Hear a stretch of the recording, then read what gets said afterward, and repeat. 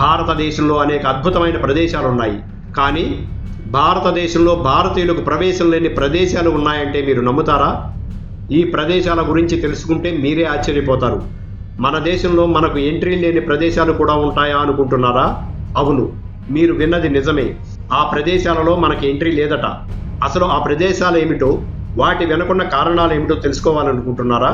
Free Kasol cafe, Himachal ప్రదేశ్లోని free Kasol cafe ఒక్కసారిగా వెలుగులోకి రావడానికి గల కారణం ఆ కేఫ్ ఓనరు భారతీయులను కేఫ్ లోపలికి అనుమతించకపోవటమే.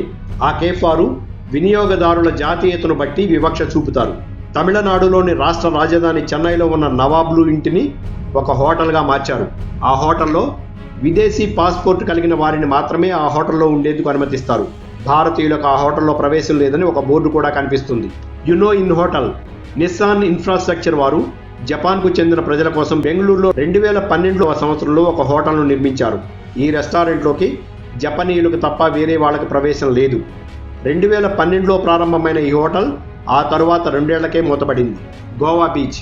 అరేబియా సముద్రాన్ని ఆనుకునున్న గోవాలో అద్భుతమైన ప్రదేశాలను, సుందరమైన బీచ్లను అన్నింటినీ మనం చూడొచ్చు. కానీ కొన్ని ప్రైవేట్ బీచ్లలో కేవలం విదేశీయులను మాత్రమే అనుమతిస్తారు. భారతీయులను ఆ బీచ్లోకి అనుమతించకపోవడానికి ప్రధాన కారణం విదేశీయుల పట్ల భారతీయులు అసభ్యంగా ప్రవర్తించడమే అని ఆ ప్రైవేట్ బీచ్ ఓనర్లు చెబుతారు. పుదుచ్చేరిలో అనేక సుందరమైన ప్రదేశాలు ఉన్నాయి. విదేశీయులకు పుదుచ్చేరి ఒక టూరిస్ట్ స్పాట్ కూడా.